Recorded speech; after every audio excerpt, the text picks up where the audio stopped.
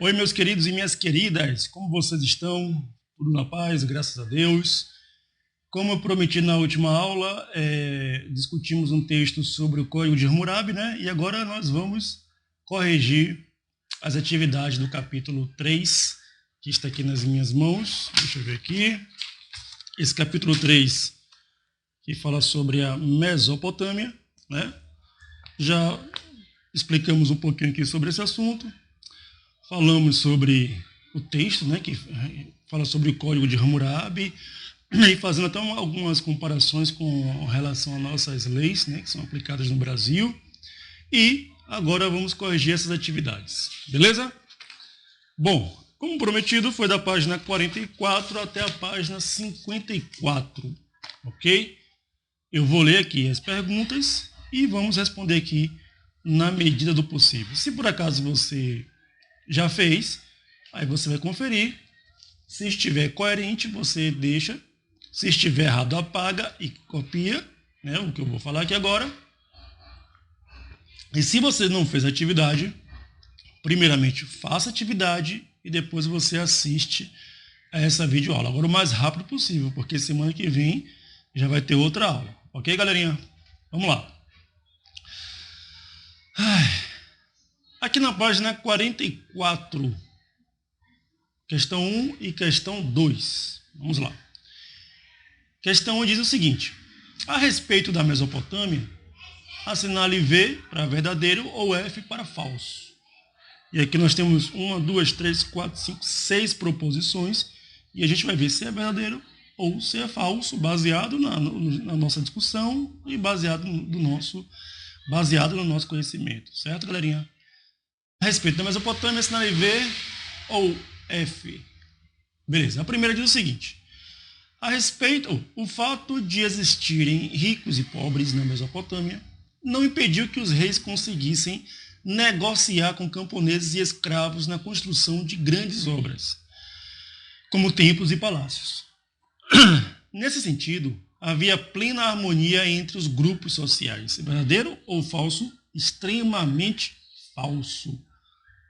Não havia plena harmonia, coisíssima nenhuma. Pelo contrário, era o rei, o chefe local, que explorava a mão de obra do camponês, também do próprio artesão e principalmente dos escravos. Certo? Então, coloca um Fzinho aí de falso.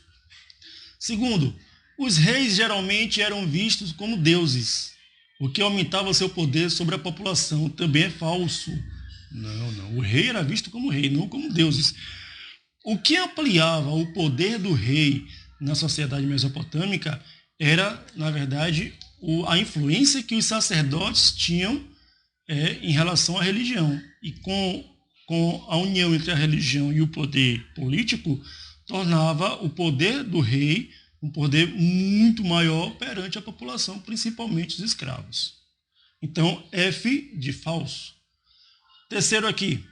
Os sacerdotes possuíam grande influência na sociedade, pois a religião estava presente no cotidiano das pessoas. É o que eu acabei de falar. Verdadeiro, bota um V de verdadeiro. Deixa eu ver aqui. Mais um. A base da mão de obra era o trabalho escravo, que era mantido por meio de castigos e ameaças. Falso. A base da mão de obra não era escrava, era a mão de obra dos camponeses. E não escrava. Havia, sim, escravidão, em que a maioria dos escravos eram prisioneiros de guerra, mas não era a base da mão de obra na Mesopotâmia, certo? Mas em outros lugares sim, mas na Mesopotâmia não. Então coloca um F de falso. Mais um. Havia escravidão por dívidas e pela captura dos povos inimigos. Verdadeiro, com certeza. Tanto as pessoas que endividadas não conseguiam pagar se tornavam escravos e principalmente os prisioneiros de guerra também se tornavam escravos.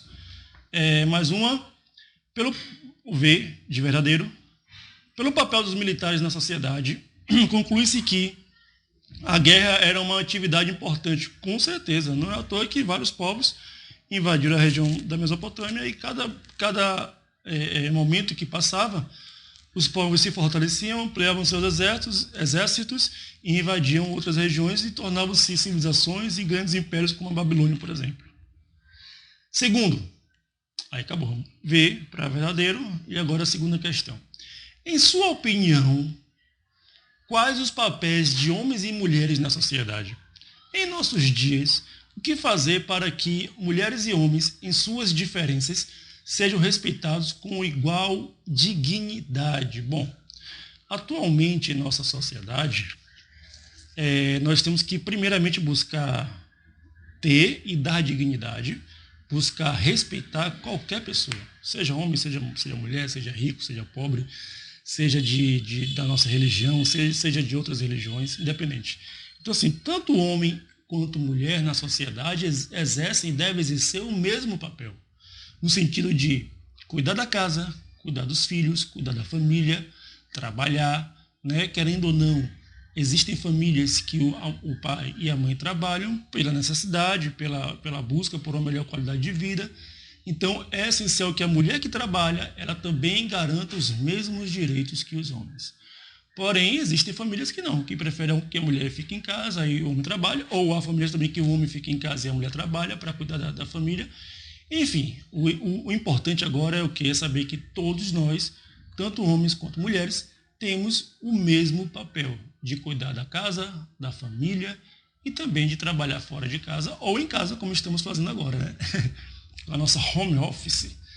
E passando essas aulas para vocês aí, espero que todos estejam assistindo e fazendo as atividades, porque eu vou cobrar. Viu?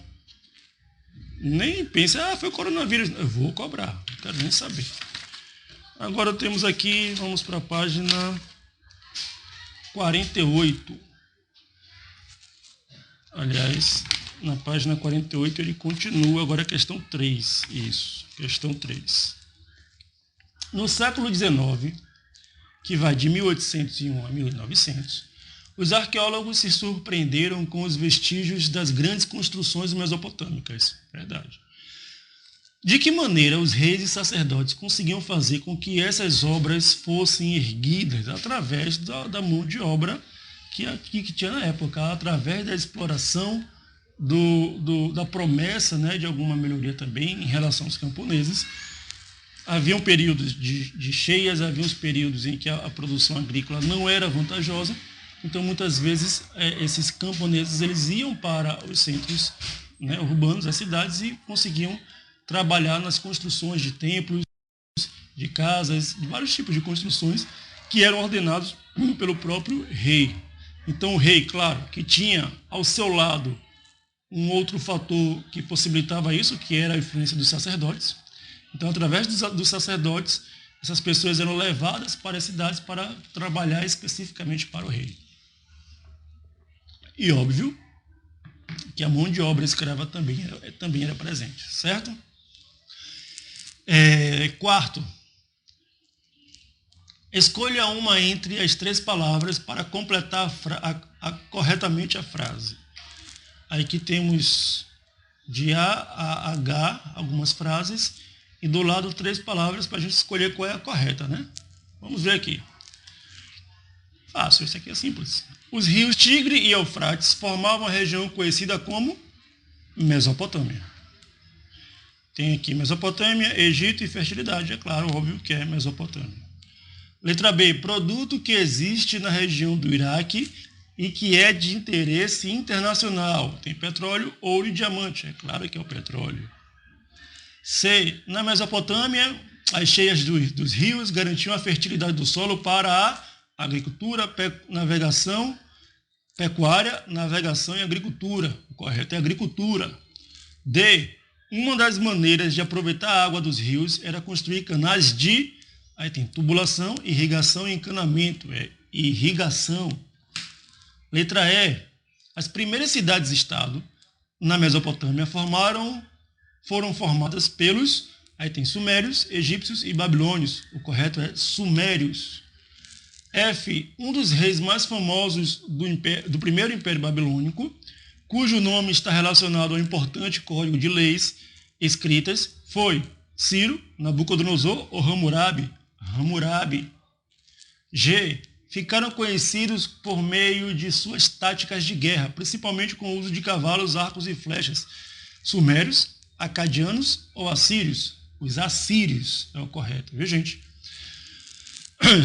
H. Importante rei mesopotâmico, a quem se atribuiu a construção de uma das 7 maravilhas do mundo antigo, os jardins suspensos da Babilônia. Ciro, Nabucodonosor, ou Hammurabi, é claro que é Nabucodonosor. Beleza? Deixa eu me ajeitar aqui um pouquinho agora, que agora vem a questão da página 51. Vamos lá. A respeito da vida, a respeito da ideia de vida após a morte, de maneira geral, os mesopotâmicos, letra A, tem A, B, C e D. Vamos ver qual é o correto marcar. A respeito da vida após a morte, de maneira geral, os mesopotâmicos entendiam que a morte era apenas um sono e que um dia todos ressuscitariam para acompanhar o julgamento dos deuses. Falso. B. Acreditavam que os bons iriam para um lugar de riquezas e tranquilidade, longe dos deuses maus. Falso também. C. Não acreditavam que haviam lugares diferentes para bons e maus, já que todos iriam para o mesmo lugar. É o que, por enquanto, é o que tem mais coerência, mas vamos ver a letra D. O futuro não lhes interessava, pois não havia reflexão alguma sobre como seria a vida após a morte. Não, isso aí havia, sim, com certeza. Os mesopotâmicos, eles não almejavam essa vida após a morte. Eles não acreditavam que havia algo... Quer dizer, eles acreditavam que havia, sim, algum lugar para ir após a morte, mas não era algo que era esperado por eles, e eles também não acreditavam na ressurreição, como os egípcios acreditavam, né? Que em algum período os egípcios iriam ressuscitar, né? À toa que eles praticavam o ato da mumificação, que vamos ver depois quando falarmos sobre o Egito. No caso dos mesopotâmicos, não. Essa questão da morte para eles era bem diferente, certo? Então a letra C é o correto. Não acreditavam que havia lugares diferentes para bons ou maus, já que todos iriam para o mesmo lugar. Questão 6. Deixa eu ver aqui. A partir dos problemas do dia a dia, surgiram regras nas sociedades antigas. Hoje temos muitas leis, verdade, e é necessário. Em sua opinião, qual a importância delas para o bem-estar de um país? Quem deve ser o responsável pela elaboração dessas leis? Bom, qual é a primeira pergunta aqui? Qual a importância? Bom, as leis, como eu falei na última aula sobre a Mesopotâmia mesmo, né? As leis são importantes para manter uma regra, um rigor em uma determinada sociedade. Pois se não houver leis, a cidade, a região, ela se torna um pandemônio. Ela se torna uma região desgovernada, uma região em que todos podem fazer qualquer coisa. O que der na teia, ele vai e faz. O que ele quiser fazer, ele vai e faz. E se quiser matar, se quiser roubar, ele vai e faz. Em uma sociedade que existem leis, as pessoas elas estão segmentadas por essas leis. E aí eu citei como exemplo a nossa Constituição, onde a nossa Constituição determina o que nós devemos fazer e o que nós devemos ser e todas as nossas obrigações. Estão lá, todos os nossos direitos e os nossos deveres. Então, gente, e também o que o Estado deve oferecer para nós como cidadãos.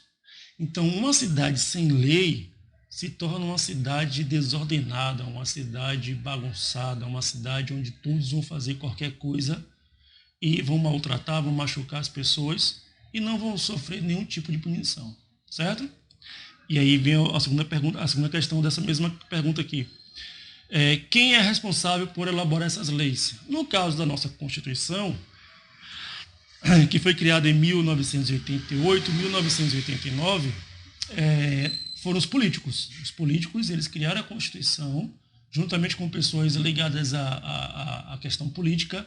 Inclusive, o próprio povo também foi ouvido em um período, mas hoje quem é responsável para criar essas leis são o poder legislativo do nosso país, composto por senadores e deputados. Ok? Vamos lá. Agora nós temos a questão 7. Ao longo da história, a região da Mesopotâmia sempre foi muito disputada. Explique os motivos passados e atuais para essas disputas. No passado, gente, a Mesopotâmia, como a gente vê, qual era a principal atividade agrícola da Mesopotâmia? Qual a principal atividade econômica da Mesopotâmia? A atividade agrícola. E claro que, para que essa atividade agrícola acontecesse, era necessário muita água. E essa água era retirada dos rios Tigre e Eufrates. Não é à toa que criaram os canais de irrigação, não é isso? Então a água, aquela região da Mesopotâmia era muito disputada por conta da sua riqueza, a riqueza do solo, a abundância de água. Hoje em dia, existe muitos debates sobre isso. Por quê? Há uma disputa direta e também indireta entre Estados Unidos, alguns países capitalistas, né? Enfim, isso é um outro assunto, mas existe uma disputa muito grande por essa região que hoje está o Iraque e o Irã também, principalmente o Irã, depois sim o Iraque, uma parte da Síria também. Essa região ela é muito rica em petróleo, então há uma disputa muito grande entre essas potências que querem o petróleo dessa região, né? E, em contrapartida, esse petróleo dessa região, ela, em alguns lugares, não tem assim, um governo que comanda. São pessoas que se tornam califas, sultões, enfim, líderes, e são extremamente ricos por conta da exploração desse petróleo. Aliás, ricos não, são milionários. Vamos lá, questão 7 já foi. 8. De maneira geral, o que os povos da Mesopotâmia pensavam a respeito da vida após a morte? Olha como nós acabamos, né, de falar aqui. Né? Os mesopotâmicos eles não acreditavam em um tipo de recompensa após a morte. Eles acreditavam que poderia haver, sim, algum local onde as pessoas que fez coisas boas ou coisas ruins poderiam ir, mas não havia assim, um tipo de recompensa como os egípcios acreditavam, né? Os egípcios acreditavam-se na vida após a morte e acreditavam-se na ressurreição, que vamos falar isso depois. Mas os mesopotâmicos não. Eles não acreditavam nesse tipo de recompensa após a morte. Então, assim, se houvesse leis na região, tinha que cumprir aquelas leis da região.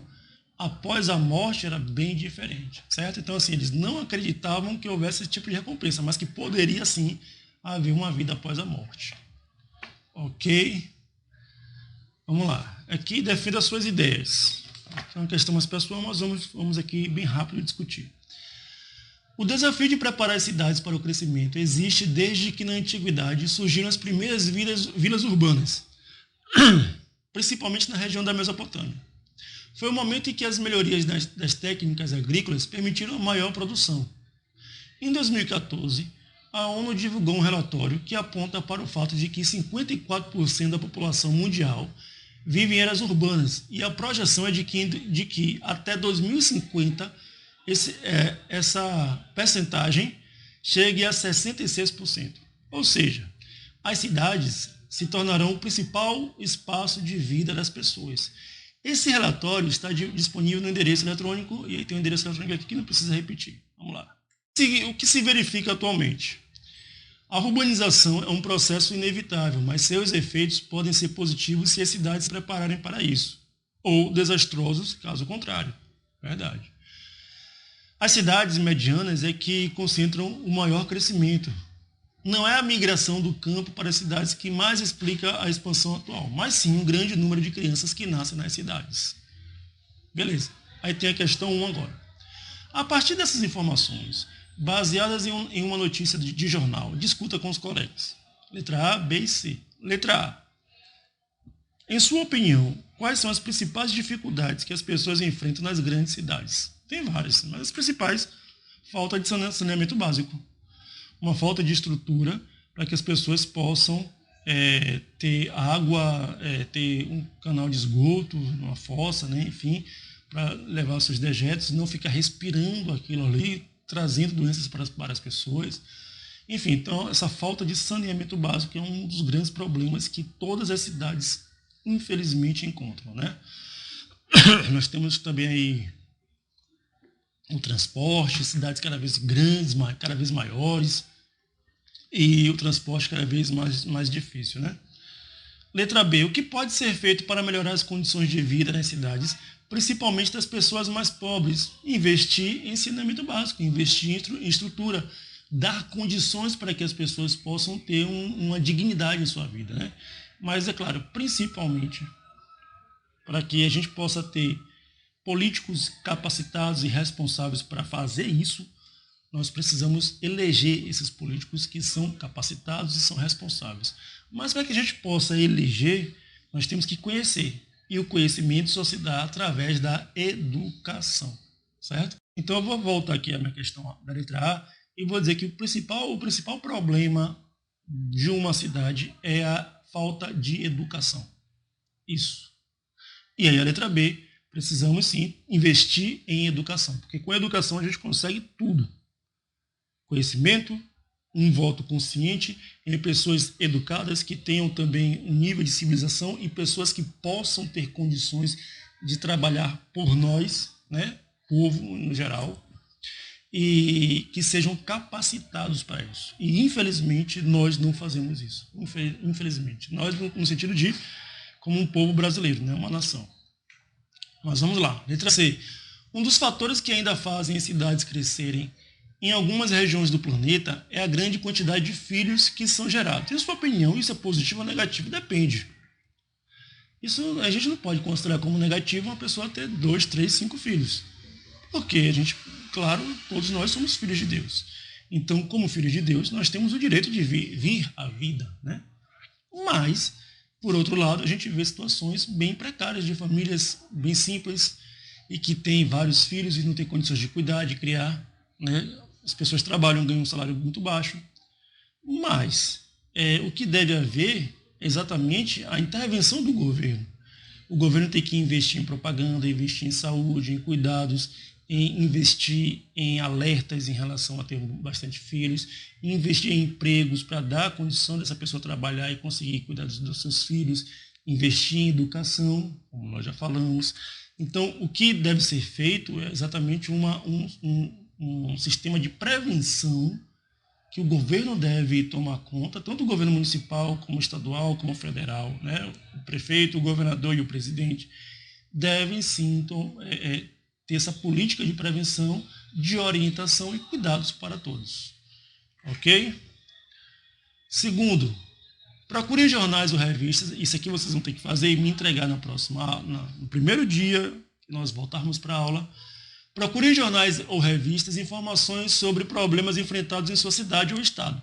Selecione pelo menos 2 notícias e escreva um pequeno texto no espaço abaixo. Então, essa questão 2, vocês vão fazer, coisa simples mesmo, no caderno vocês vão fazer, vai servir como atividade. E aí, na próxima aula, eu pego com vocês, ok? Vamos ver aqui na página 54 agora. Observe atentamente as imagens e responda. Ah, sim, são essas imagens aqui. Essas imagens aqui da página 53. A e a B, certo? Essas 2 imagens estão aqui, ó. Vamos lá. Letra A. Especialistas costumam identificar na imagem o rei de Ur. Que pista a imagem fornece para reconhecermos o rei? Simples. É muito comum. Os especialistas eles costumam identificar o rei de Ur de várias formas. Se a gente olhar aqui, a gente pode ver nessa região central um homem maior do que todos, com um cajado, um bastão, né, uma espada, né, centralizado. E esse homem pode sim representar o rei de Ur. Por que não? Depende da historiador, de cada pessoa, de cada pesquisador, né? Cadê? 54. B. No lado A, que é o de cima, esse aqui. No lado A, os especialistas costumam identificar. Cadê? Na primeira linha, vou repetir. No lado A, os especialistas costumam identificar na primeira linha uma cena de guerra. O que é representado em Aí vem a pergunta, o que é representado em cada linha? Quais são as evidências de que se trata de uma cena de guerra? Quem parece ser vitorioso? Como os soldados e prisioneiros são apresentados? Primeiro, o que é representado em cada linha do lado A, que é esse aqui de cima. Esse aqui. Vamos lá, na primeira linha apresenta-se um momento de guerra, onde esses soldados aqui, magrinhos, maltrapilhos, né? Mal feitos aqui, parecem ser os soldados inimigos, esses aqui. No lado B, parece ser um momento em que os soldados estão declarando sua derrota, fugindo. Olha como eles estão de costas para os de cá, onde estão armados e bem postados. E no C, também uma outra representação de vitória aqui dos soldados. Ou, na terceira linha, perdão. Vamos lá.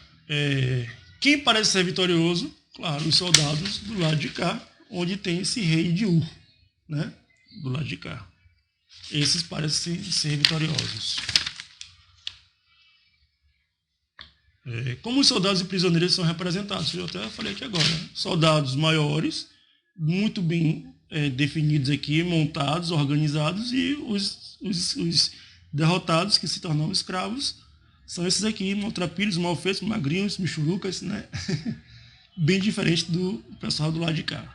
Bem diferente, tá vendo? No lado B, aparecem pessoas levando produtos e diferentes animais. Por que estariam fazendo isso? Já a imagem da linha superior parece representar a vida em um palácio.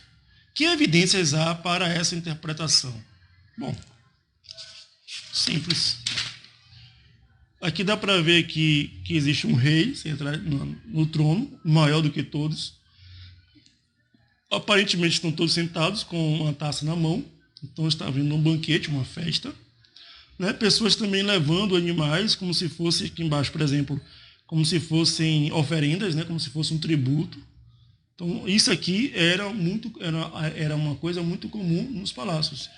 Os camponeses, os artesãos, os comerciantes e os escravos levando oferendas, né, para o seu rei, levando produtos e tributos, e as pessoas também no palácio se deliciando, né, claro, a aristocracia, os sacerdotes, se deliciando ali do bom e do melhor que o rei se alimentava.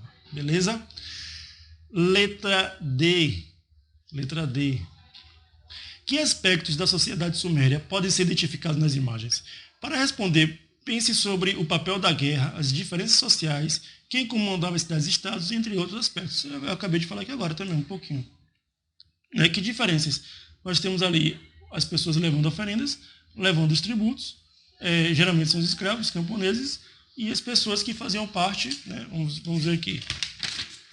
Aqui embaixo, as pessoas que seriam camponeses ou escravos, levando cargas e levando animais e levando oferendas. Nós temos também aqui nessa imagem um pequeno, e aqui em cima o rei, que é essa figura aqui, cadê o rei aqui, né? O rei sentado no trono e várias pessoas sentadas com taças, muito provavelmente se deliciando da alimentação e da bebida que era oferecida. Ok, galerinha? Bom, por enquanto é só. Eu vou querer que vocês fazer aquela questão 3, né, da página, a questão 2 da página 52, vocês vão colocar no caderno e na volta, né, dessa quarentena eu vou pegar com vocês. E vou pedir a vocês para que vocês, assim que assistir, né, coloque o seu nome lá nos comentários. Né? Por que eu preciso disso? Para servir como frequência e também para eu ter um controle de quem está assistindo e de quem não está assistindo, certo? Agora sim, tem nomes que eu não consigo reconhecer. Por exemplo, você está usando o canal do seu pai ou da sua mãe, né? Você assiste e faz um comentário lá, mas não coloca o seu nome. Então não tem como eu saber. Então se você está assistindo o vídeo com um canal de alguém, né, ou até mesmo o seu canal, que não tenha o seu nome especificamente, mesmo assim é importante que você coloque lá o seu nome apenas no comentário. Sei lá, um exemplo, João do 6º ano C. Pronto. Aí eu vou saber e vou colocar a frequência. Beleza, galerinha? Abraço a todos, fiquem todos com Deus.